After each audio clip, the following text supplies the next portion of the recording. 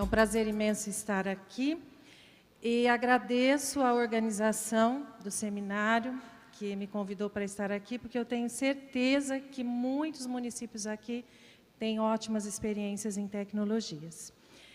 E eu vou estar falando para vocês uma experiência que nós estamos vivemos aí no ano de 2014 e continuamos até o momento em 2015, que é sobre tecnologias na educação.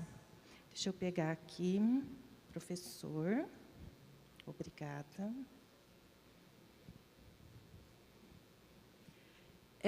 Novas experiências em tecnologias da educação. Então, aqui eu apresento um pouco a rede municipal do ensino de Votuporanga, que possui 12 escolas de ensino fundamental, de 1º ao 9º ano, EJA, Educação Especial, que é o projeto das salas multifuncionais, AE, de deficiente intelectual, auditivo e visual, 16 escolas de educação infantil, creche, pré-escola.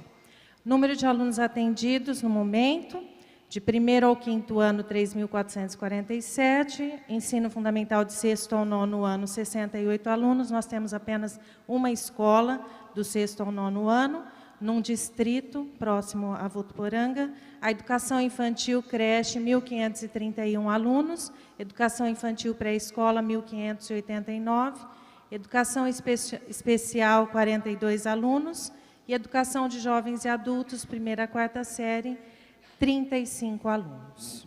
Tá? Então, essa é o que nós tínhamos até 2013.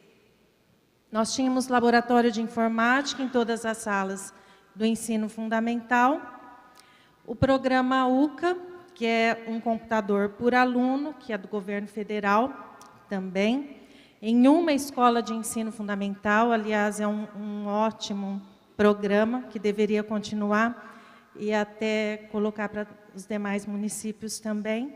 O PROINFO, que também é do governo federal, que são computadores e internet banda larga de 2 megas, que foram instalados na época. Nós recebemos computadores, mais a internet de 2 megas e a capacitação para os professores na época. Foi implantado, a partir de 2014, um provedor banda larga na Secretaria Municipal da Educação, com internet 15 megas, distribuída em diversos pontos de acesso, conforme a infraestrutura de cada unidade escolar e número de alunos atendidos.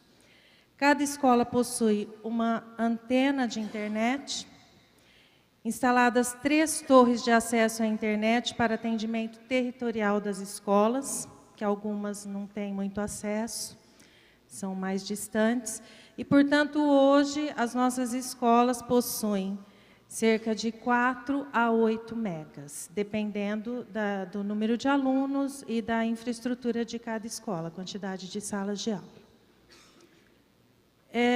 Com isso, a partir de 2014, nós fizemos o lançamento do projeto Votuporanga Educação de Primeiro Mundo, onde nós adquirimos 400 notebooks para uso dos professores da rede municipal de ensino. Esses notebooks foram entregues aos professores, com termo de cessão de uso. Os professores passam por formação continuada, desde 2014 até agora, porque as novas experiências com aqueles professores que têm mais habilidades em tecnologias são passadas no horário de trabalho pedagógico coletivo. Nós adquirimos também 160 lousas digitais, onde também todos os professores, diretores e coordenadores passaram por uma formação continuada, trabalhando como utilizar essas lousas digitais, através do nosso portal, do nosso sistema apostilado. Então, as lousas digitais, nós tivemos a parceria com o portal do nosso sistema apostilado, que é o SER da Abril, e que nos dá muito respaldo através da coordenadora do SER, passando todas as apostilas, tanto online como offline, para a lousa digital, notebook dos professores, e eles já utilizam em todas as salas de aula. Então, todas as nossas salas de aulas já têm lousa digital. E os professores podem trabalhar com seus notebooks para poder preparar as suas aulas. E também nós tivemos a implantação do sistema de gestão fácil, que eu vou estar explicando para vocês como é, que é através do Planeta Educação. Esse sistema de gestão fácil, aqui é o folder do nosso Educação de Primeiro Mundo, desculpem, que são mais investimentos em educação até 2016. Então, tem várias perspectivas aí que serão implantadas até 2016 no nosso município e conta aí com as lousas digitais e os notebooks para professores e o sistema de gestão. Esse é o nosso sistema de gestão fácil, onde está implantado em todas as nossas escolas e na secretaria também, onde nós podemos ter um acesso rápido de quantidade de alunos, de quantas vagas tem por escola, tá? Então, eu vou passando para vocês estarem vendo. Aqui. Aí é o carômetro, então tem as fotos de todas as crianças, de que série, fica muito mais fácil para... Aqui a ficha de acompanhamento do aluno, onde o aluno mora, um mapa de onde o aluno mora.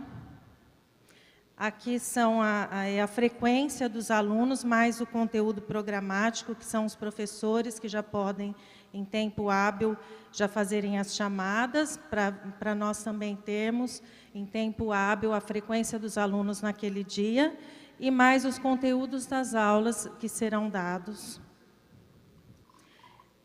Aqui, quantos matriculados por escola, nós temos aí um reloginho, nós estamos tão acostumados com o reloginho do plano municipal, né?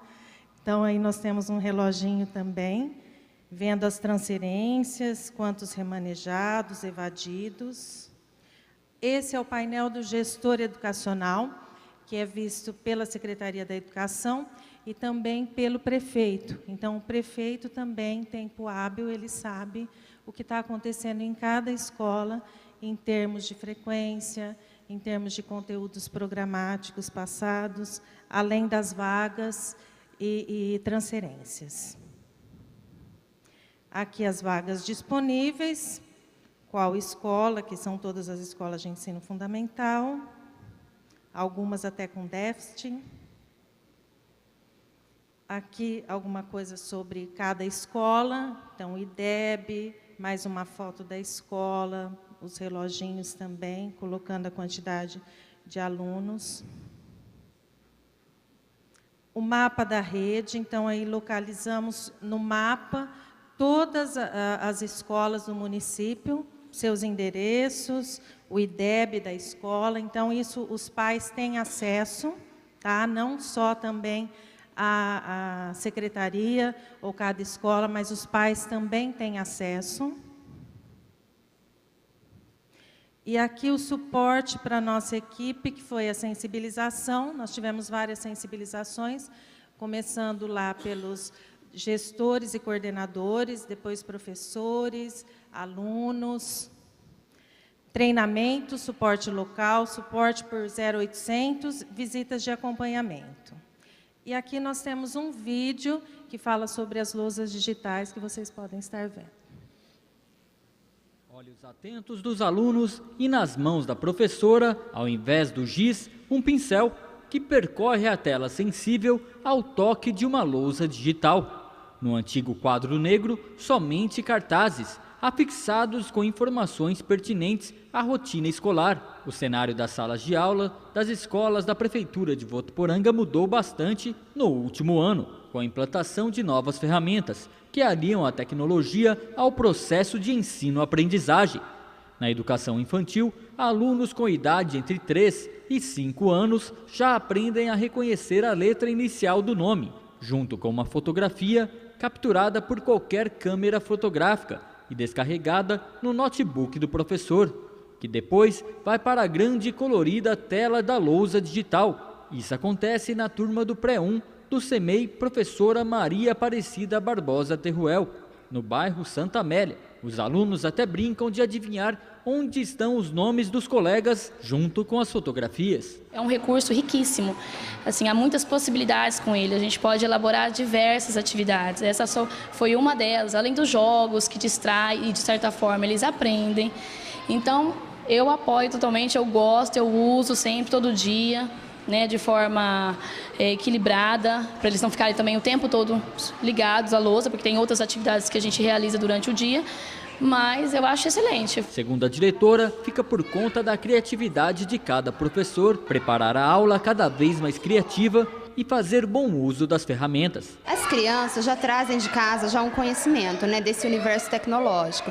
Então, como eles já manuseiam isso muito bem em casa, chega aqui, então eles pedem algo mais. E com o uso da lousa digital auxiliando na sala de aula, é muito importante, principalmente para as crianças. Eu digo para todos, mas as nossas crianças de educação infantil, eles necessitam de algo que chame atenção, né, de algo mais concreto. Desde o ano passado, a Secretaria da Educação ofereceu notebooks a 400 professores e instalou 160 lousas digitais em todas as salas de aula.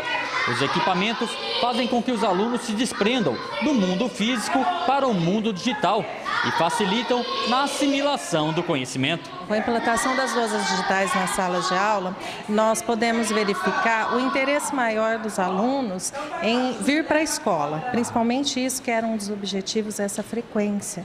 E também pelo fato de que hoje a nossa faixa etária de alunos é totalmente nativa digital. Então, é bem mais interessante que essas tecnologias sejam utilizadas em salas de aula. Para saber manusear tantas novidades, os professores da Rede Municipal de Ensino passaram por treinamento oferecido pela Prefeitura no ano passado. A professora Aparecida Casagrande, do CEMEI, Anita Lievana Camargo, tem 26 anos de carreira e se adaptou facilmente à nova rotina. Ali você traz o conhecimento para o aluno, você busca, interage com a lousa, eles vão lá, está pronto, colorido, e isso tudo as crianças estão nessa era da digital, né? E os alunos do terceiro ano aproveitam e interagem com o conteúdo. Uma aula diferente e totalmente aprovada. É muito bom. É mais divertido? É. Ali a gente aperta e faz alguma coisa. Ali na lousa a gente aperta e não faz nada. Você acha mais legal, então? Uhum. Ah, essa aqui é melhor. Você acha mais divertido também? Uhum. Por que você gosta de aula nessa lousa aí digital, essa lousa diferente? Ah, porque essa lousa aí tem mais conhecimento. Você pode fazer apostila, livro, essas coisas. Você gosta sempre que te chama pra ir na lousa lá fazer atividade, é legal? Aham. A gente joga jogos, vê história, escreve lá. É diferente, mas divertido também? É. Bom, nós passaremos agora para o debate, algumas perguntas, mas aqui, primeiramente, nós temos um depoimento de Lúcia Lima, de Guapiaçu, que diz que implantamos Khan Academy em 2014 no Fundamental 2, com muitas dificuldades. Não tínhamos um computador por aluno, então as aulas tinham duração de 25 minutos por aluno. Os resultados surpreenderam até os coordenadores do campo. Conseguimos melhorar as notas e tornamos as aulas de matemática agradáveis. Os alunos adoram essas aulas. Hoje contamos com 2 laboratórios de informática para atender todos os alunos. O CAM é um sucesso. Realmente é um sucesso. E eu gostaria aqui de também, como o professor José Moran registrou a sua assim, satisfação com relação à banda larga, de demorar tanto tempo, 10 anos, para que chegue em todas as escolas. Eu acho que isso poderia ser revisto pelo FNDE, porque a tecnologia está aí, é hoje, e nós necessitamos o mais rápido possível nas nossas escolas. Eu concordo tanto que no slide eu coloquei lá um ponto de interrogação nesse sentido, de provocar uma discussão junto ao Ministério da Educação e do FNDE. Na minha fala, eu já fiz essa concordância.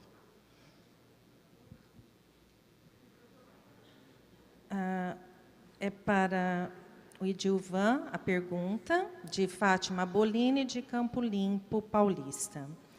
A adesão aos programas das tecnologias citadas é pelos sistemas CIMEC ou CIGETEC, ou outros. Essa adesão tem contrapartida ou recurso próprio do FNDE?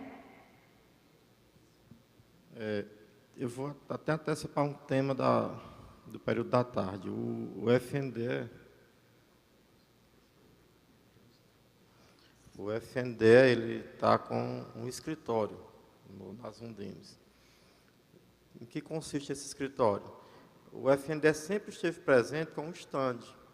Ele tinha um aspecto mais, digamos assim, promocional e informativo.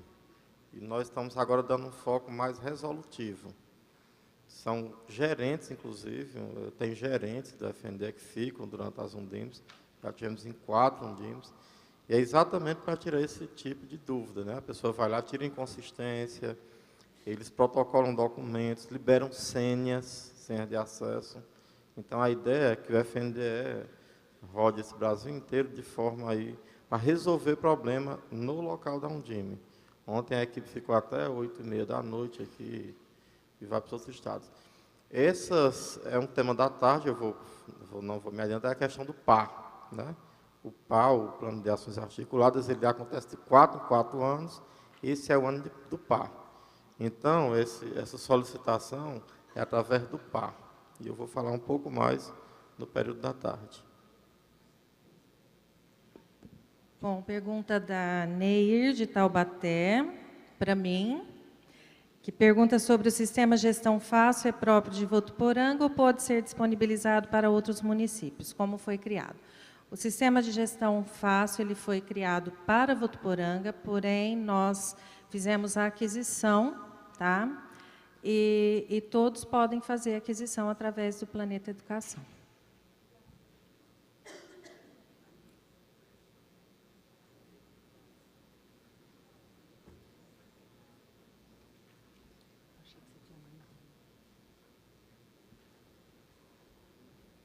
Pergunta dirigida ao professor José Moran. Lousas digitais, computadores, tablets sozinhos fazem diferença? Como garantir que o investimento dos municípios nesses recursos realmente impactem em aprendizado de modo significativo? Vocês viram pelo exemplo do teu município, Silvia, que quando bem usados, quando tem uma política por trás, e quando tem formação, quando você junta uma visão estratégica, metodologias, e aí coloca a tecnologia, ela faz sentido. O que você não pode inverter. Começar no Brasil, muitas vezes, começa pela tecnologia, depois começa a ver, bom, agora o que eu faço? Vai atrás, alguém que tem alguma ideia para formar professores, e depois começa a usar. Eu coloquei numa informação aqui, lousa digital pode servir tanto para manter uma escola tradicional, como uma bem colaborativa. Depende como você usa, não é o ter a lousa que muda a educação, é a forma como você a integra no projeto pedagógico. Então, eu vi escolas que fazem um uso fantástico da lousa digital e outras que é uma coisa meio só de ampliação do professor aqui, ilustração, Então, a lousa ajuda, sim. Ter um recurso móvel, se você tiver banda larga em sala de aula, ajuda a mobilidade. Claro, você pode organizar atividades diferentes, umas de pesquisa em tempo real, outras não. A questão é que, no Brasil, há uma preocupação muito maior do que em outros países com a tecnologia digital. É curioso, apesar de nossas deficiências, as pessoas adoram pensar na tecnologia como solução. Ela é uma parte da solução. Mas nosso problema é muito maior, nosso gargalo é maior, porque temos, o que chamaria, uma infraestrutura precária, mas principalmente uma infraestrutura precária, que chamaria de organização da metodologia de implantar esse currículo. O currículo já é meio sobrecarregado de disciplinas, mas mesmo essas disciplinas estão pouco integradas, as metodologias são muito transmissivas e ativas e pouco ativas. Então, se você coloca a lousa digital e tablets ou smartphones como elementos para melhorar só isso não vai fazer a mudança. Você gasta um dinheiro grande deixando a mesma coisa. Então, você tem que ter uma política que integra. Uma visão estratégica de mudança, seja gestão. Você tem que ter coordenadores que estão atentos à execução disso aí e que realizam o que vocês duas mostraram na prática. A tecnologia me permite visualizar, personalizar, trabalhar de forma diferente, acompanhar os processos até remotamente. A família até pode ver, o prefeito, o secretário. Então, ela é ótima, mas ela não é o principal. Você tem que trabalhar a tecnologia dentro de um contexto. Eu faço uma brincadeira para fazer uma síntese. Nós temos que falar de banda larga tecnológica, mas banda larga mental também. Nossa banda larga que nos falta mais é esta aqui, porque há tantas coisas que são possíveis com banda estreita, com tecnologia simples, é possível fazer mudanças muito grandes. Nossa limitação está aqui, e não somente na tecnologia. É bem interessante isso, porque na escola nós podemos trabalhar as novas tecnologias na coletividade, enquanto que muitas vezes os nossos alunos usam em casa individualmente, sem nenhum contato com outras pessoas. Então, eu acho que isso é bem importante. Porém, o professor ele deve ser muito sensibilizado, porque ele tem papel fundamental para que a tecnologia seja coletiva. Pergunta para a Idelma. Sabemos que o modelo de contratação de tecnologia é um desafio para os municípios. Como vocês lidaram com esse desafio? Como contratar internet, comprar equipamento, etc. Brigando muito, né? Não tem outro jeito. Acho que a gente conseguiu, primeiro, no planejamento geral do município, quando o prefeito proporcionou, a gente conseguiu colocar como meta da educação a informatização e a necessidade de transformar, pelo menos iniciar, né, com isso. Então, nós pontuamos dentro do governo como um todo. E aí é a priorização e é correr atrás, acho que falando bem simples, de uma maneira muito simples. Eu falei tanto com a menina do CPD, porque eu tinha que ir lá. Porque as pessoas, a administração pública, às vezes ela cria empecilhos desnecessários, né, dentro da sua organização própria, que a gente precisa ir desfazendo nós, né, e às vezes vai cansando.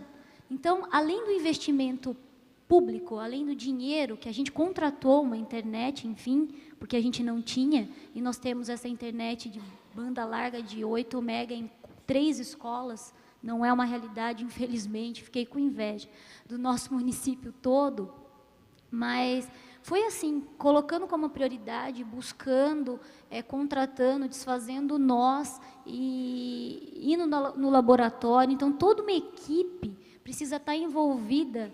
É engraçado isso, para ter internet em 3 laboratórios, que são os laboratórios que nós temos na nossa cidade. Nós temos 6.500 crianças, 900 delas participam e acessam o CAN, e estão falando bem de matemática, né?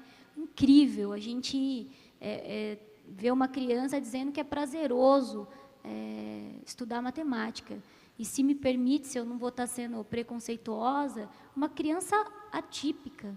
Eu estava conversando com o menino, ele gosta de jogar bola, mas eu gosto de matemática também. Então, isso para a gente é uma conquista, porque é fácil, porque passa rápido, porque ele não está percebendo que ele está tendo uma aula de matemática nessa maneira conservadora com que se tinha aula de matemática, e se criou vários traumas na matemática. Talvez eu seja um deles, embora eu fiz letras, fugi da matemática. Então, é isso. A gente foi se articulando, acho que é um desafio. Tudo vira um desafio, né? Eu acho que é bem interessante, porque eu acho que eu e Delma também, Os recursos foram dos 25% da educação, para adquirir essa banda larga ou essas lousas digitais, notebooks. E, por isso, aproveitando aqui a presença do presidente do FNDE, o Idilvan, que nós gostaríamos que você tivesse um olhar um pouco maior para os municípios com relação às novas tecnologias. Tá? Eu sei que à tarde você vai ter uma outra fala, eu acho que ele poderia estar falando sobre isso também. Uma outra pergunta, dirigida ao professor Moran. Se uma rede municipal quer trabalhar nessa nova perspectiva, quais devem ser os primeiros passos de forma prática? Bom, ninguém está na estaca zero, todo mundo já tem um percurso, então há uma cultura que precisa ir acelerando na mudança. Então, na verdade, é como fazer mudança de uma forma mais acelerada, dada a pressão um pouco social do mundo que exige aprender de uma outra forma. Juntar primeiro as pessoas que já estão mais prontas para fazer a mudança. Não é só chamar uma consultoria externa, isso pode ser um momento. Quais são as pessoas dentro do município, dentro da escola, mas também dentro da comunidade do município escolar, que têm alguma possível contribuição? São pessoas mais abertas, são pessoas assim que podem... Tem algumas expertises, algumas específicas, mas a principal é que estão abertas à mudança. Alguns professores jovens que podem experimentar. Então, a união de algum gestor mais aberto, com professores também que são inquietos, trazê-los primeiro para conhecer o que há um pouco mais já de significativo. Quem faz as experiências mais interessantes, divulgá-las, compartilhá-las, dar força política para esse grupo para que faça uma formação também com os colegas. Então, essa aprendizagem horizontal. Nós não só aprendemos com quem vem de fora, temos que aprender internamente. E aí tem que estruturar um plano de ação, tanto de infraestrutura, como de formação de professores, e como a implantação da mudança em curto e médio prazo. Então, quando eu falei, por exemplo, dessa mudança dos jesuítas, como tem em outros lugares, eu vi, essa ideia de ter algumas mudanças assim um pouco mais avançadas, junto com outras que vão um pouco mais devagar, ela é um dos caminhos possíveis de fazê-lo. Nem é só criar um grupo experimental que fica isolado, mas também não podemos mudar todos ao mesmo tempo no ritmo que gostaríamos. Nós temos que olhar, a partir de grupos um pouco mais inovadores, como ampliar isso depois para outras situações. Então, isso é rápido, numa resposta dessas não dá para... Mas eu vejo experiências de fazer mudança dentro de estruturas relativamente conservadoras. Queria só deixar uma coisa em relação ao final, que não quis. Há anos que o FNDE tinha a possibilidade de trazer toda essa infraestrutura para o país com aquele imposto que nós pagamos de telefonia, seja fixa ou móvel. Esse imposto foi tirado, na verdade, de uso para a educação e realmente foi apropriado um pouco pelo governo no superávit primário. Então, nós tínhamos bilhões de reais que eram para fazer a banda larga nas escolas. Se tudo isso tivesse sido implementado nas escolas, em algum momento o FNDE não teve força política e outros órgãos do governo desviaram, na verdade, esse dinheiro, não falando de desvio de corrupção, de desvio de função. O dinheiro que deveria ter vindo para as escolas, para a implementação dessa infraestrutura, chegou só um pouco.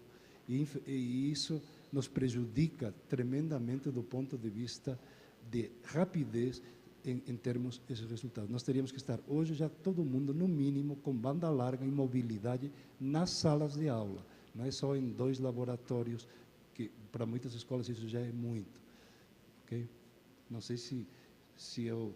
Claro que não estou falando, não é questão de quem atua nesse momento, se está 60 dias no cargo. Então, não é problema seu, digamos, nem foi o FNDE, foi a política governamental que tinha bilhões de... Então, as próprias telefônicas queriam usá-lo para elas mesmas, enquanto que houve toda uma portaria de trazer isso para a educação, para a infraestrutura, e não se conseguiu.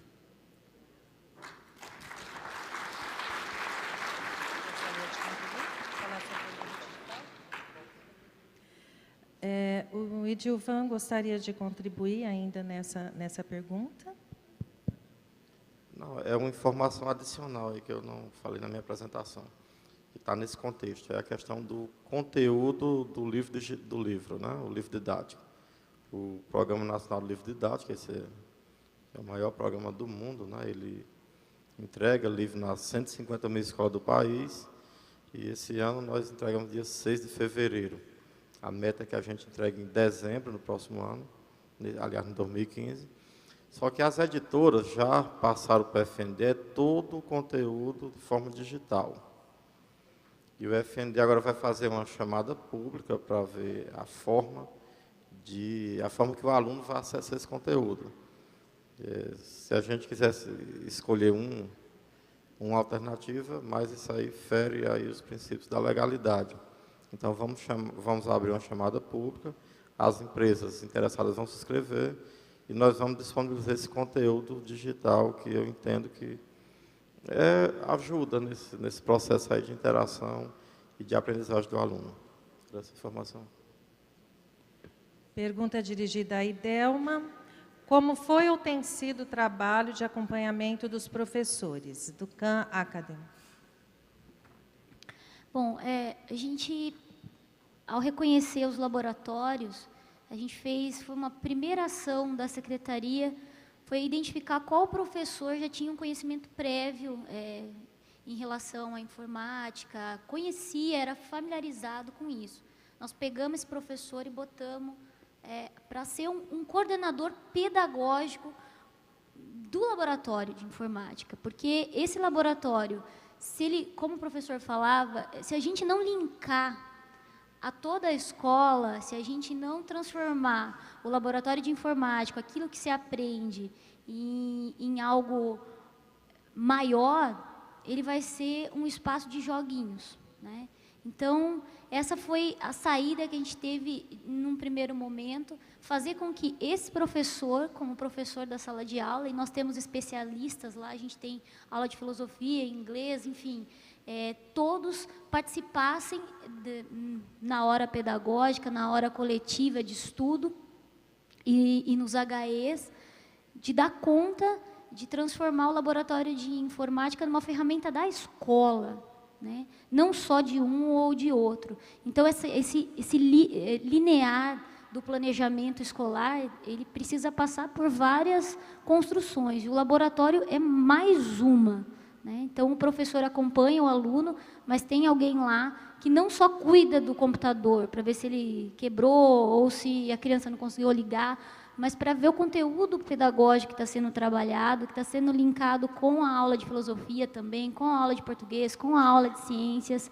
É claro que a gente vem numa experiência inicial, a gente tem feito isso e a secretaria tem acompanhado muito de perto esse projeto, porque o que mais a gente quer na cidade é que os 25% que são destinados à educação é bem relativo, né? Porque os meus 25% são diferentes dos 25% de muita gente. Então, existem capacidades de investimento que são limitadas orçamentariamente falando. Então, nosso planejamento passa por um orçamento. Nós não podemos sonhar com aquilo que não se pode ter. A gente pode almejar, criar estratégia para alcançar. Então, o que a gente vem fazendo na nossa equipe de Itupeva é isso. A gente vem planejando a curto, a médio e qual o ideal que a gente quer, até onde a gente quer chegar. E sabendo que quando essas crianças vão chegar, talvez não, certamente, eu não estarei na secretaria. Então, acho que essa questão atemporal da educação precisa ser levada a sério, né? A gente constrói hoje para o amanhã, e passa, né? Essa construção, por isso o planejamento é tão importante. Então, eu vou passar o bastão para você aqui, agora você continua. E a informatização tem um papel, na minha opinião, essencial para isso, né? É um bastão que é passado recheado de informação e vem de maneira mais sólida para o próximo, né? Eu acho que as políticas precisam compreender isso, as transformações, as trocas de governo.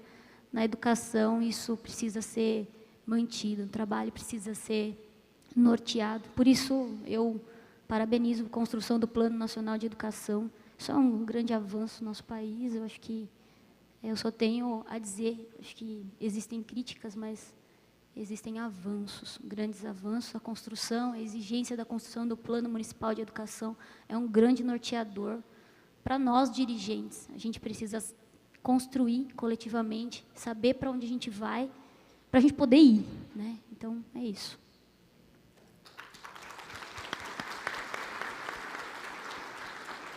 Felizmente, o nosso tempo expirou. Eu gostaria de agradecer à mesa, Edilvan, professor José Moran e Delma, e principalmente a todos vocês que participaram aqui. Muito obrigada.